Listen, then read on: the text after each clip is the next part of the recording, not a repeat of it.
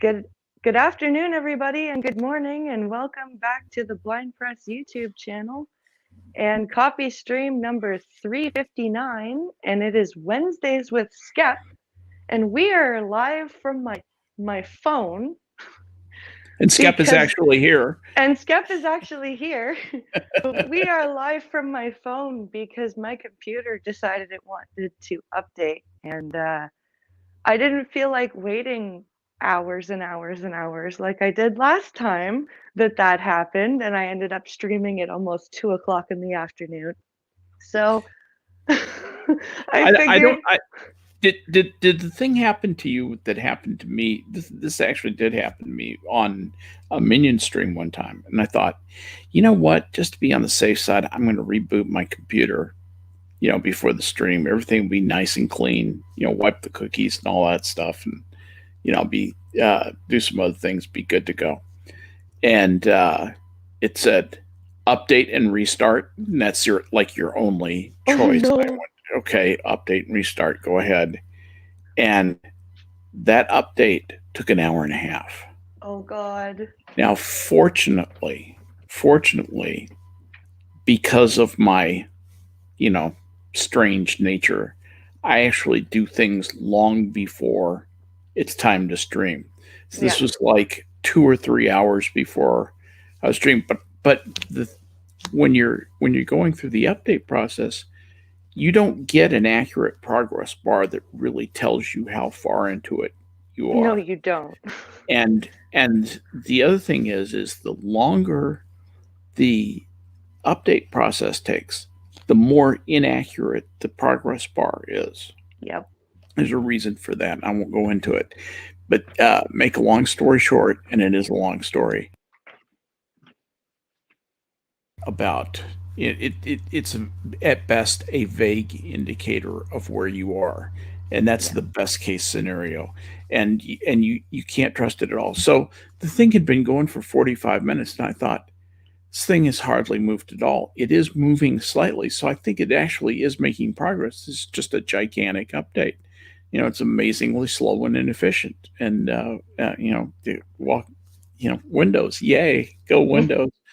And but any big operating system update is liable to be that way, whether it's Apple or Windows. So anyway, sitting through the damn thing, and it finally comes back. I breathe a big sigh of relief. And of course, nothing runs right afterwards, even because they've replaced all the drivers and crap. And so you have to, get your peripherals running again. I forgot, there was something that wasn't running. It was like my microphone wouldn't work after that. So I had to get that sorted. And I ended up essentially working hard on this thing for like 3 hours, the last 3 hours right before the stream, when I got it done. And by the time the stream rolled around, I was just mentally exhausted. I remember that stream. Yeah. I made a lot of comments about him. So I'm not surprised you remember it, because I was pissed about that. Anyway, so I fully appreciate, understand, sympathize, and I bet a lot of our listening audience, who we should say hello to, is also sympathetic. Yes. Hello to Grillin' Pirate Pete and Costin and TOS and Check Your Logic. And I'm not sure who else I've seen. I've got I'm kind of keeping my phone quiet so I can hear what Skep Talk is saying. So you have no idea how hard it is to pay attention to a person talking to you, and then your phone starts going blibbly blibbly blibbly blibbly. Like, it's very distracting. Yes. And then you sound like a jerk because the person you're having a conversation with is like, "Are you paying attention to me?" And then you go, "I'm very sorry. I really was trying to." The good news is the microphone on your phone is actually pretty high quality. Believe And it or not, voice these are my is coming through. Bluetooth. You're getting a lot of fidelity on your voice. This is Bluetooth I'm on, believe it or not. Oh, really? Okay. Yeah, this is my new headset that I've replaced my Skull Candies with. So it has a decent mic. It's probably even better than your phone. I was going to compliment you on the microphone on your or the microphone on your phone because your voice sounds awesome, but that's your headset. Okay, that makes Yeah, sense. this is the headset I bought. It's actually made by Apple. So I've Uh-huh. got an Apple headset with an Apple phone. And So Scribe it's Light has joined us. Hi, Scribe. hello, Scribe. Nice to see you this morning or afternoon, depending on the Morning for latitude him. longitude thing, however the heck that works.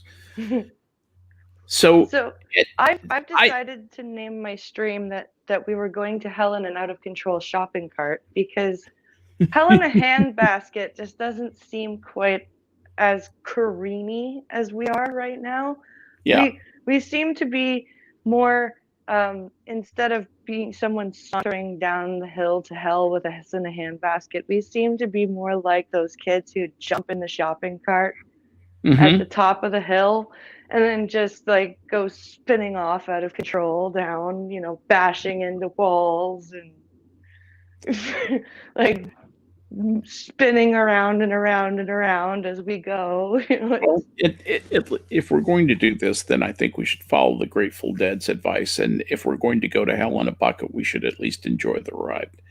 And Yeah. we hope everybody enjoys the ride here today. And speaking of going to hell in a bucket, did you hear Donald Trump's non uh, non surrender? I guess you would call it. He No. he came out and basically said, "I've got something big. I'm going to you know." Uh, you haven't heard the last from me. There's something big coming up, big, big, big, and he's he thinks that I believe he still is entertaining the idea that he can hold on to the presidency. Do you think he thinks that, or do you think he's alluding to a re-election, a rerun in Oh no, 2024? I think he's talking about this time. Yeah. I think You he's think talking. he's that dumb? It's not that he's stupid; it's that he is such a monomaniac. He Mm, is so overwhelmed by his own ego that yeah. he can't countenance. I've heard people talk who have met Donald Trump and have known him, and it is said that that he lives completely in the present. He lives in this moment right now. There's no future. There's no past. There's just No. right now. I remember one interviewer talking about he said he asked Donald Trump, "What do you think you'll be remembered for?" Donald Trump had just signed some veterans memorial thing, and Trump said, "Oh, I'll be remembered for this veterans thing I just signed." Mm, I think I just went, "What?" wow. Yeah, and, that's a little bit of a picture into a very non-standard thinking process that our president possesses. He, I think my reaction to Trump, and this might be unpopular, my reaction to Trump is, and the Trump presidency, is a feeling of relief that it didn't go worse than it did. Yeah. Not only that it didn't go worse than it did, that he got the good stuff done that he did get done, specifically his foreign policy. Yeah. I'm sort of amazed that that happened. I I think that given the just the nonstop uh, negatives from virtually the entire Washington techno blob establishment that he received for the entire time he was in office, it's amazing that anything got done. He was always going to have a tough time domestically. Yeah. But foreign policy is a place where the executive kind of reigns supreme.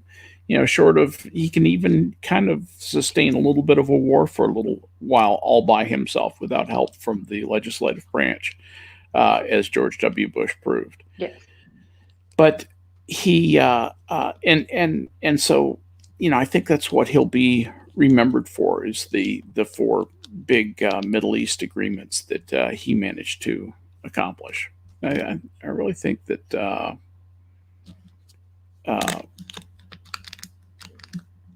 that's not a bad legacy to have, but he will also be remembered as a desperately weird guy Yeah. who ultimately could not overcome his own egotistical uh, nature.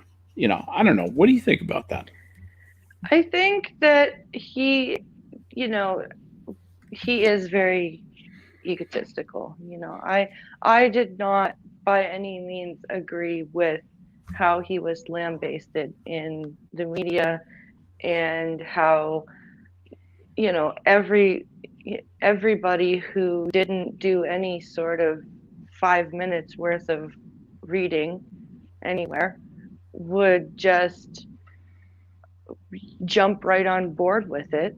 Yeah, And it you know it it put us, Pincalo and I, in a position of, we would have to like defend the guy, and both of us don't necessarily like him, yeah. right?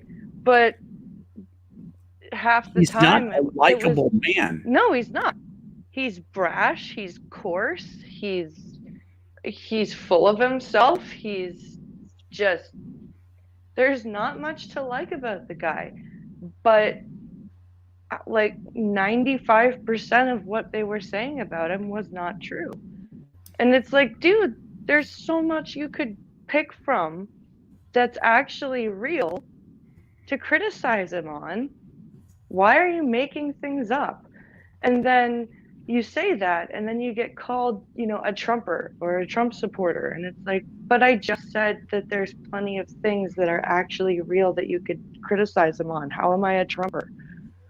Yeah. Like, oh, but you don't agree with the things that I say he's done, so you must support him. It's like, and this is the problem. And that is why he gained so much popularity, which didn't help the fact that didn't help his, huge ego. Because you could see it, you know, as the time went on, and as the rallies got bigger and bigger, he was loving it. Like, he was absolutely loving those rallies. Yeah, Um, absolutely. He reminds me of a guy who existed in American industry back, I think, in the 80s, may have made it into the 90s. He was the president, and I think he ultimately became the chairman of the board of American Airlines. His name was Robert Crandall, Bob okay. Crandall. And they used to say, I almost went to work for him in a strange uh, strange story that I can tell you about. And I mean, when I say work for him, I would have been outside his office. I would have been about 15 feet away from the Oh, door of wow. his office. And the as a airline yield analyst, basically, is what they called them. But Okay. anyway, yeah, what I was uh, people used to call him. People used to say, "Yeah, Bob Crandall is a son of a bitch, but he's our son of a bitch." Yeah. Crandall was a screamer. He would come out. He would just lambast you, and the most important people he considered in the whole finance part of the airline, and he was a finance guy who Yeah. came up through, from being controller and all. He he believed that the people who controlled the information controlled the airline, could control, the financial future of the airline. And so the 11 yield analysts who changed pricing on the flights down to the last minute to get the maximum number of butts in seats on the flights to Mm. to increase profitability, to the highest level on every single individual flight, and he had them pricing individual seats at the last minute. That's how complex the airline pricing model was back in the late 1980s. And that would have been my job. You sit there and you just are the master of an infinitude of Excel spreadsheets. That's how they did it all back then.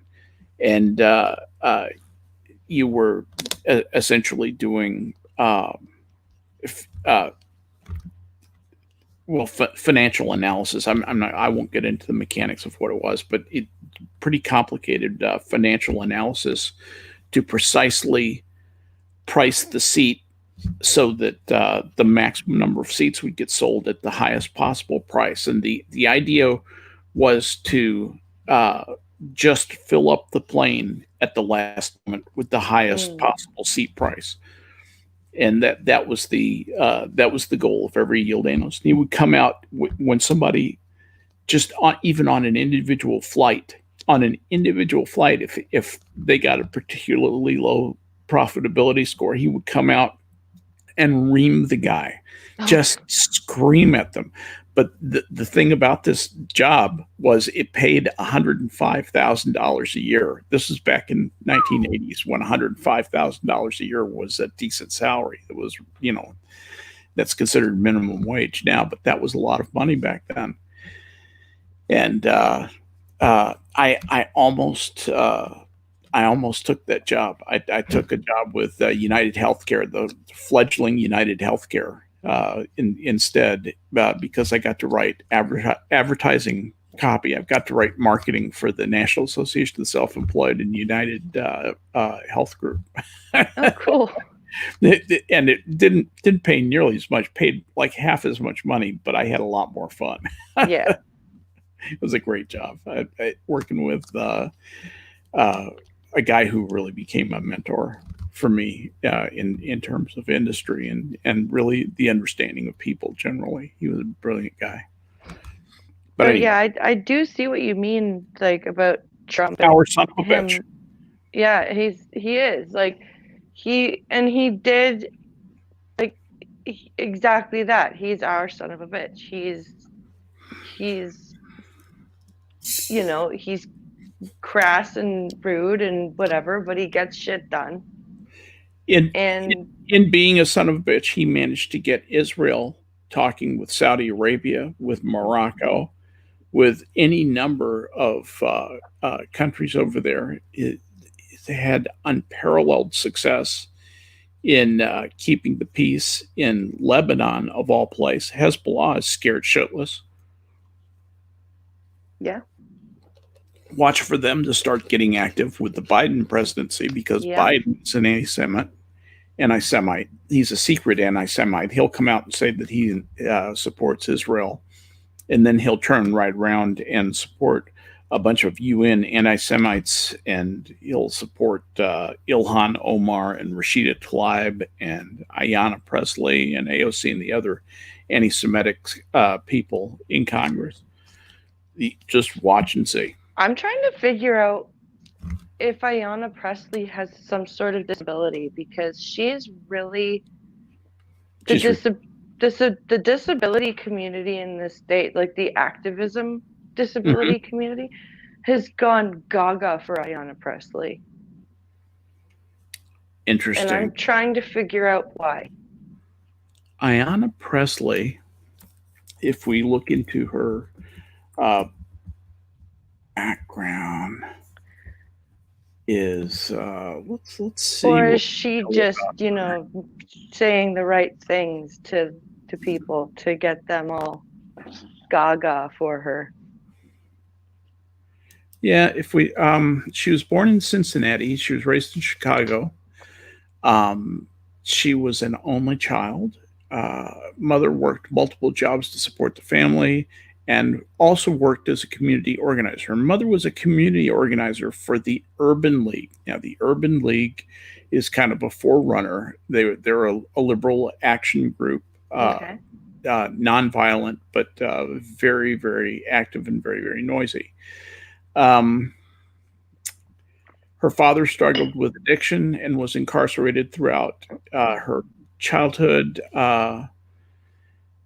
but he eventually got out of jail and earned multiple degrees and taught at the college level. That's interesting. So the Good for father him. was kind of a phoenix type of character.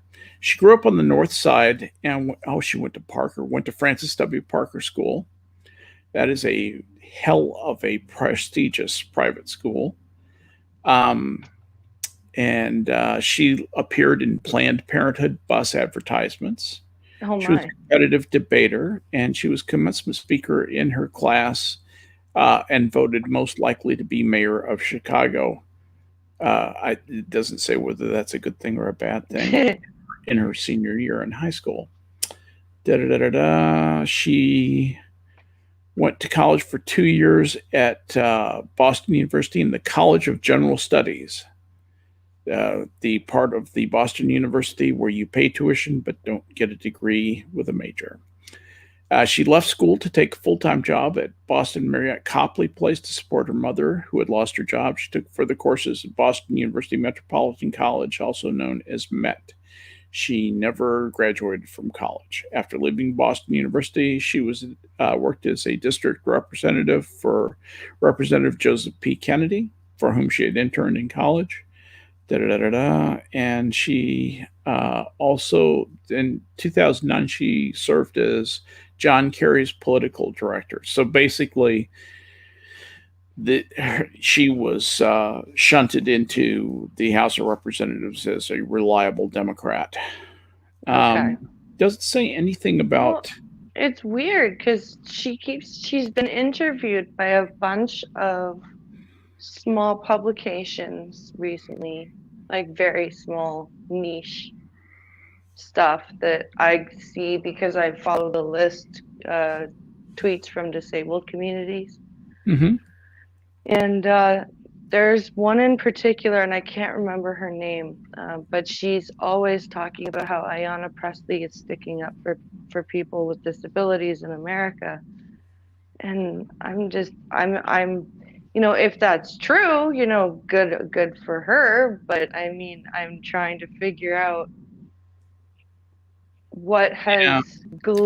what I'm trying to figure out where the connection, like why has she decided that people with disabilities is the She's demographic for she should. Medicare for all is the only, and also she That's why. is a co-sponsor of the Healthy Mommies Act, and that's would expand Medicaid coverage in an attempt to provide comprehensive prenatal, labor, and postpartum care with an extension of the Medicaid pregnancy pathway from 60 days to a full year following birth. For the purpose of it's basically handing Medicaid moms a year of money But after the baby is born. even when I was breastfeeding, the doctors didn't say to take prenatals all the way for a year. Like, because they do say to continue your prenatals for a bit after you give birth. Yeah. They never tell you to stop right away. But I don't think a full year of prenatals after you give birth. I don't remember having to do that. And I'm pretty good at that's the one thing I am good at is following my medication steps from my doctor is to how long I should take my meds for. Like, so I don't know why you'd want a year of prenatal. But I think it's general prenatal care that probably in Medicaid. Just Pincolo's back home. And hello, Pincolo. She also wants to decriminalize prostitution and sex work. I'm on my phone because my computer decided it wanted to update. Oh, how awesome! PlayStation didn't think it was. Now I have to get back. I have to find out how bad Activision fucked me. Oh dear. Oh no, Pincolo got reported. For what? So Pincolo plays Call of Duty. Yes. And If you think that somebody is cheating or hacking, which is like using unfair like mods to the game, Mm-hmm. they can report you. So Pincalo got reported twice last night because he just happened to be a better shot and So that's killed. just harassment. So it's Somebody's just trying to harass him. somebody's just pissed off because they lost. Their butt hurt. Yeah. So Yeah. he got two of those last night. So now he needs to go find out how badly, because Activision is the creator of the game. So he needs to go find out if they're going to take any, if they're going to hit him or if they're going to understand that it was people being pissed off that they can't play the game properly. Yeah. That's got to be a problem with people getting butthurt in the course of a game, because people really get into that stuff. Well, there's they do, and I saw a screenshot. Oh yeah, bye. So I saw a social media post that was tagging the creators of Mortal Kombat because somebody decided to put their in-game tag, their name, as the N-word. Oh, nice. And so they were like, NetherRealm, they tagged NetherRealm.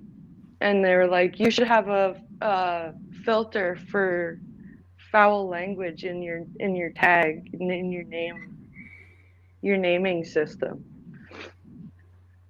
And it's like, okay, well, and so I saw in the thread where it was somebody was saying, this is what happens when you give these types of gamers creative freedom. It's like, okay. I mean, yeah, it was a stupid thing to do, but what do you mean these types of gamers? Yeah, these types, really? You sure you want to put it that way? And there were so many people in that thread going, look at the white guy doing, and you don't know that it was a white person. It's just a screenshot of the loading screen with the name, right? You don't know that the person behind the controller was white. Well, what if they can just sense that it is? What if they just have instinct that it? Maybe their spidey senses. Yeah, exactly. They're whitey spideys. I sense white people. Quick. I see white people. Oh man, I still can't get over the freaking child at my son's school yesterday. That was ridiculous. What happened? So I don't know if you heard me tell Prospero this, but and some of the people might not have heard. So yesterday after school, I was picking up the 6-year-old, and I was running a bit late. So I dashed out of the house, and about halfway across the street, I was like, oh crap, I forgot my mask. But I was like, I'm already halfway across the street and I'm not going inside. So it's really not a big deal, right? If his teacher needs to talk to me, I'll stand a bit back from her just so she doesn't freak out, and it'll be fine. So I get to the school and his teacher didn't need to talk to me. And one of his friends first says to me, like right to my face, hey, why do you look like that? What are you talking about? Your face. Why does your face look like that?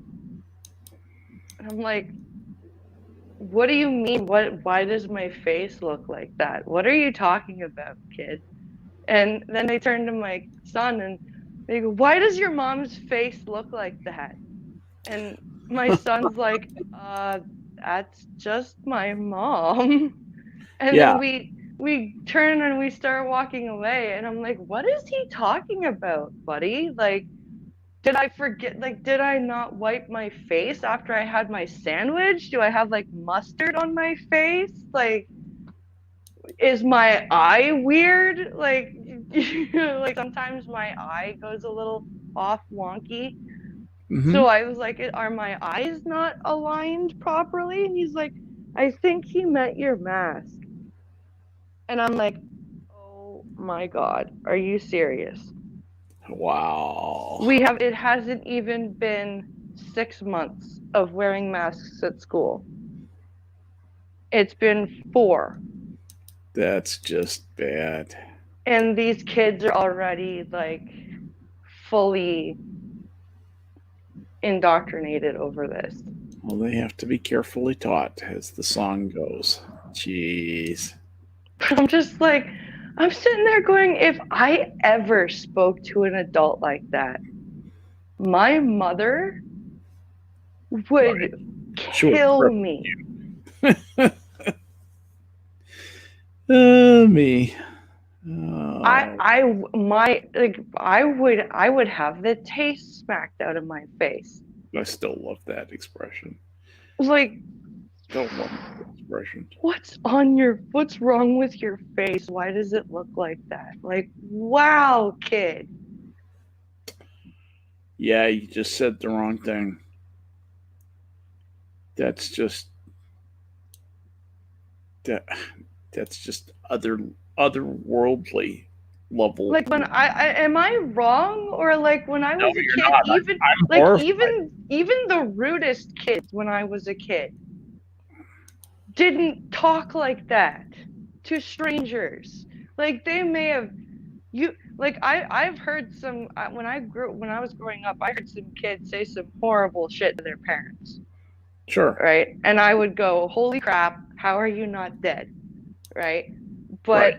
even those kids when I was growing up were like, "Hello, no thank you, yes please," to the strange people they met, right? They were never like, "What's wrong with your face?" I know exactly what you mean. Those words could not have exited my mouth No. when I was a kid. I would have, and if I had said anything like that, it would have had to have been just a tremendous personal malfunction that I would sit and relive the horror of over and over and over again, asking myself the futile question: why did I say that? Why Yeah. am I such an idiot? What is wrong with me? But evidently, today's children feel no such compunction. They have no restraints, and you know, little Lord Fauntleroy can say any fucking thing he wants to. JP, what did the 5 fingers say to the face? Slap. And then Grillin' Pirate Pete, the Karen is strong with this one. Yes. Mm. It was a girl, I think, because my son told me that it was a girl's name, so I think it was a girl. Chances are. Well, first he said it was a guy, and then he said a boy's name, and then he was like, "Oh no, I was wrong. It was somebody else." And then I was like, "Well, I don't care. They're rude." I'm like, "Are they always that rude?" And he goes, "Just a little." I'm like, "So that's a yes?" Yeah, it's going to, wow. Where does that even come from? I know, like, I get that. I was like, and I'm like, okay, I had to physically just, I had to take a step back for a second and just remember to myself, this is not your kid. Yep. You can't kill them.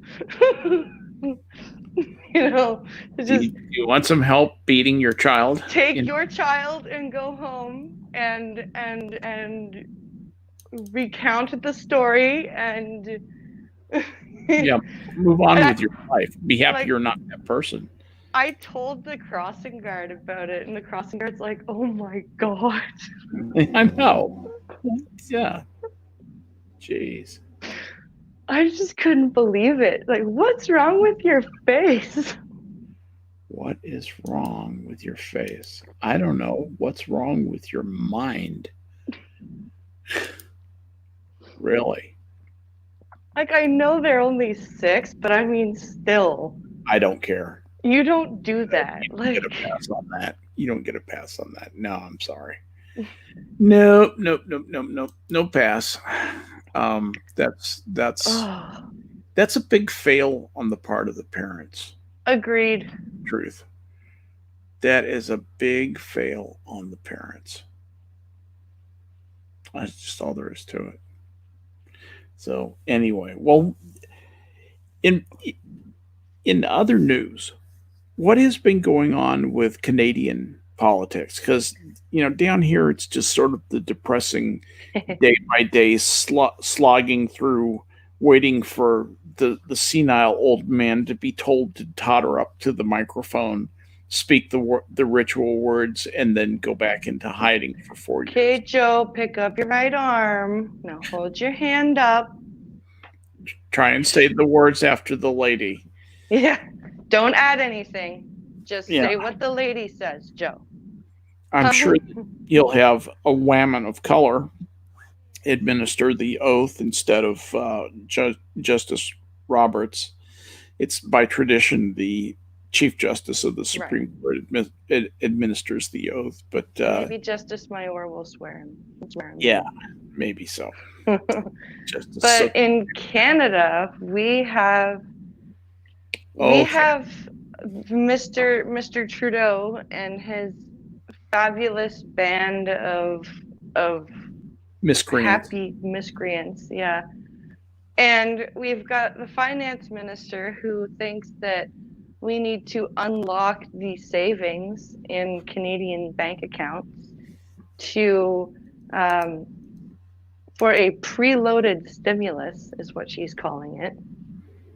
Sweet. Oh yeah, it's great. It's great.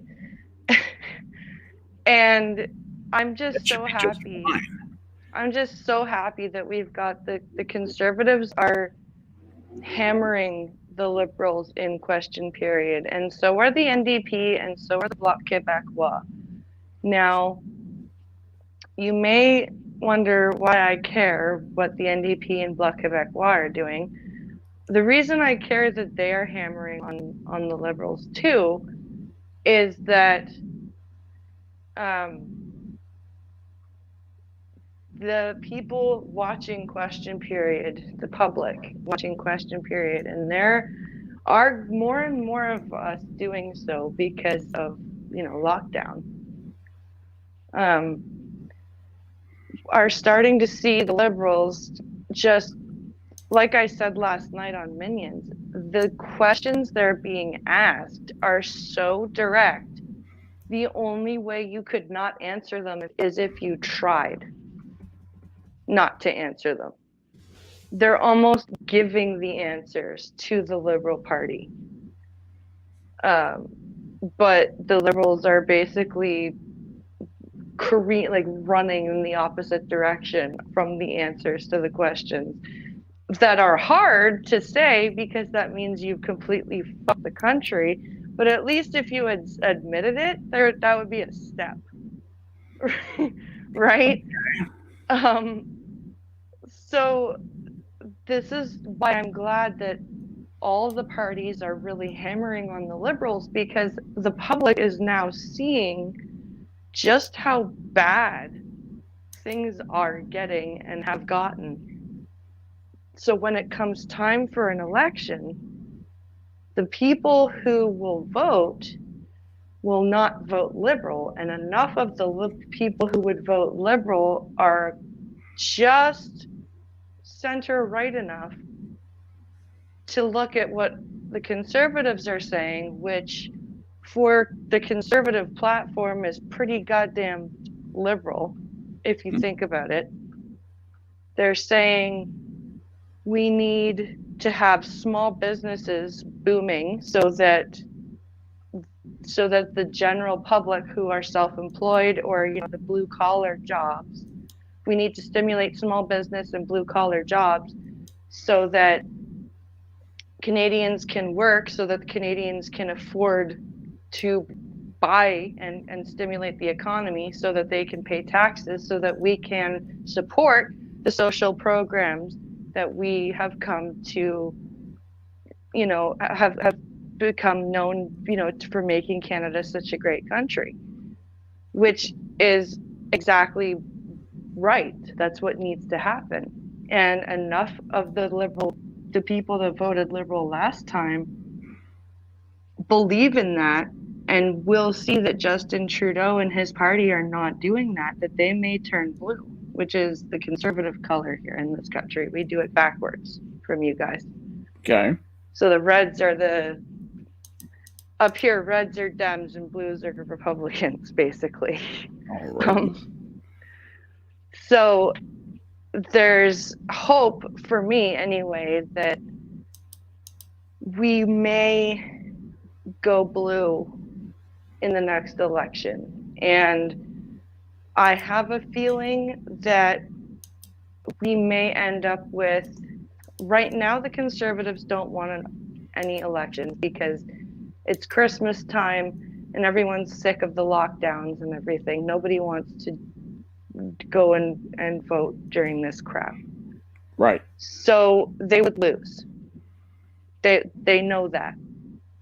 But they're going to keep pushing and pushing so that eventually either they will call a no confidence vote or Trudeau will fuck up so badly that they will have to, either the Governor General will call a no confidence vote or he will get arrogant enough to call one too many and they'll backfire in his face. He's got 3 options and none of them look very good right now for him.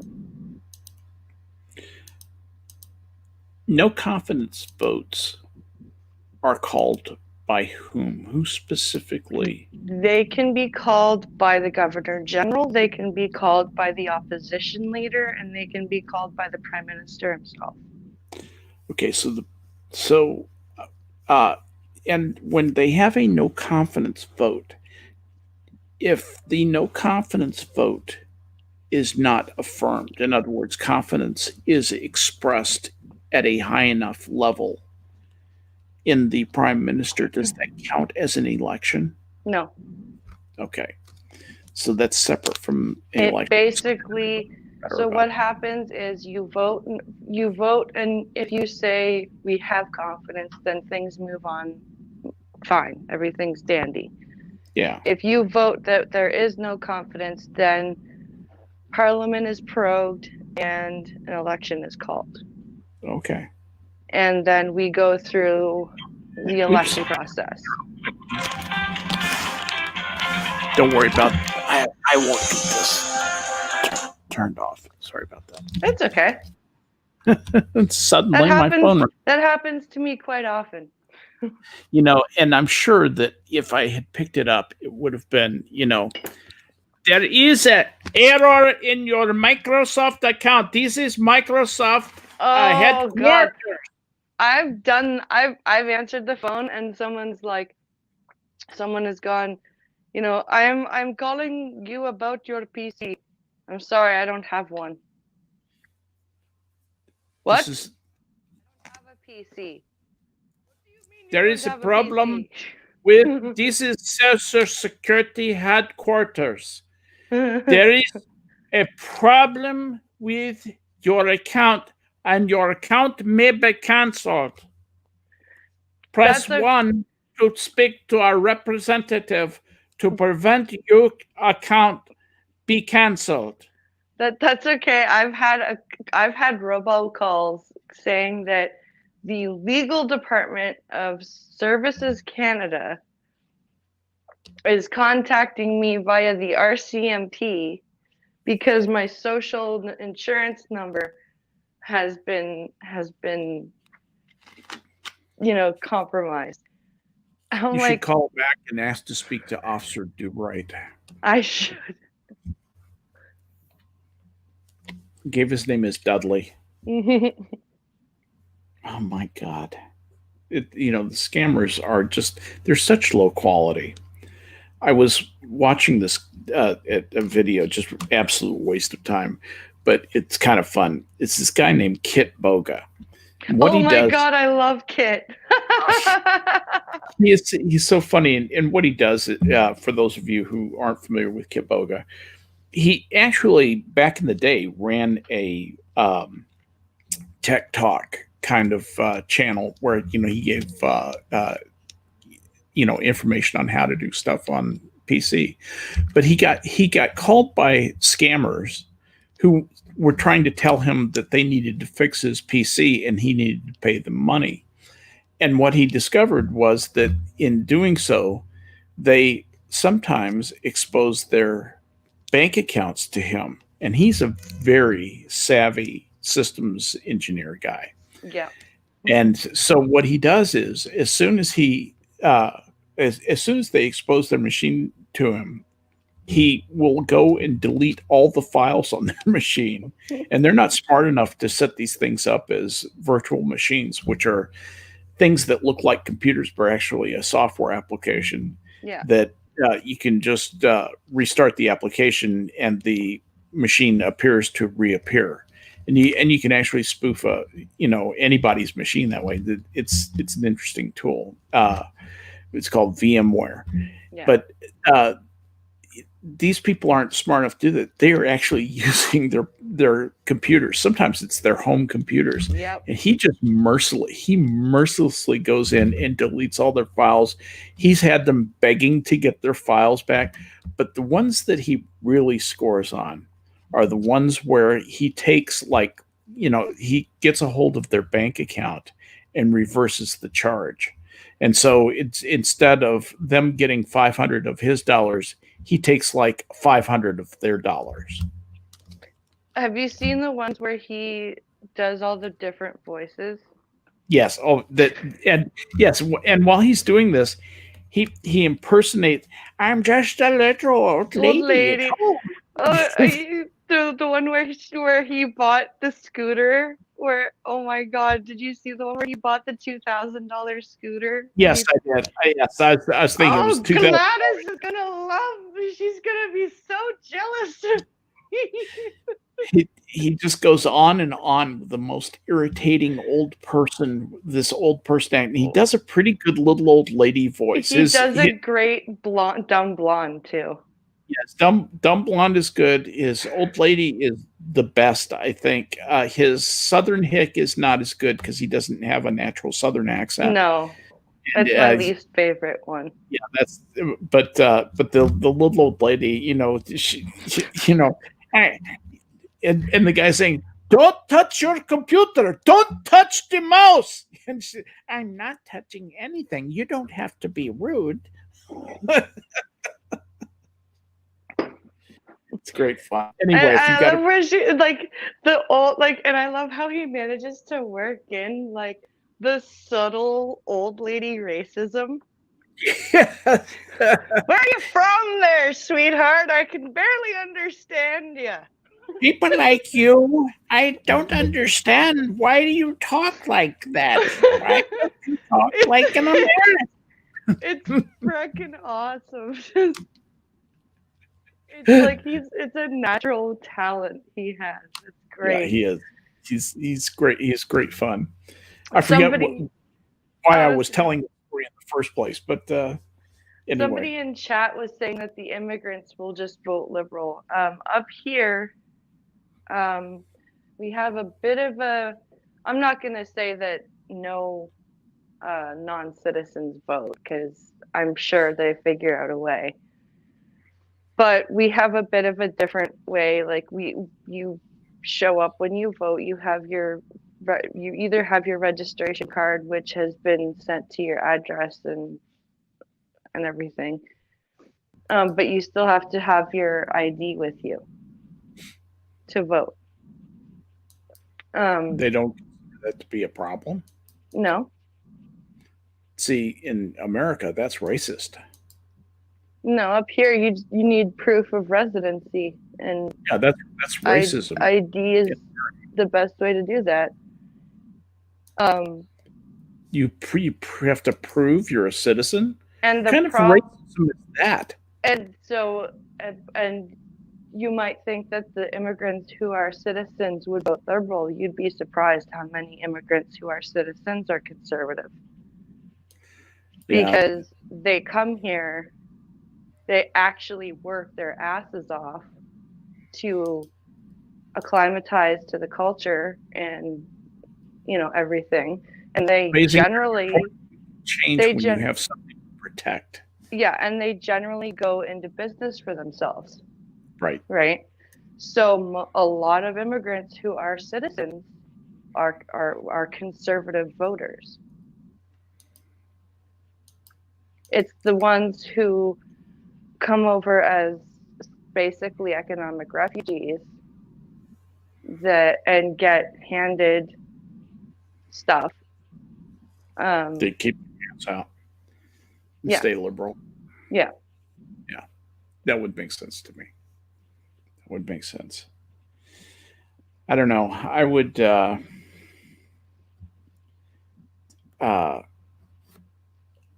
Canada has got to seem like heaven after some of the places, that people come Oh, from. for sure.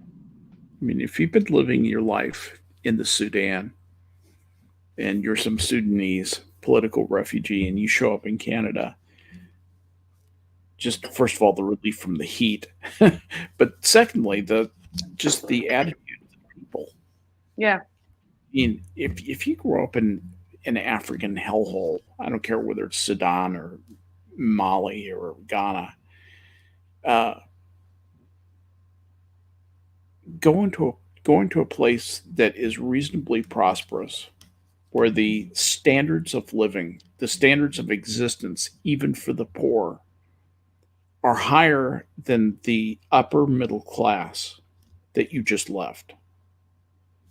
What would you rather be, poor in Canada or upper middle class in Sudan? I know what I'd pick Mm, any day of the week. yeah. So it's I can imagine that a lot of people get there and they think this is a great thing, and now that I'm here, I want to protect this. Yeah. And the conservative point of view tends to lend itself more to that.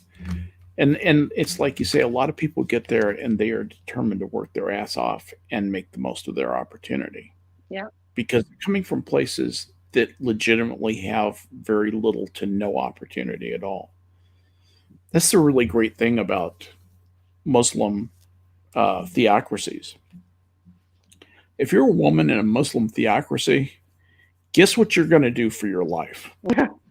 You're going to wear chador and make babies Yeah. and cook and essentially be an economic slave. And don't talk to me about the great equality stuff in the Quran. I can quote you chapter and verse where that's just not true. And the hadiths are even worse.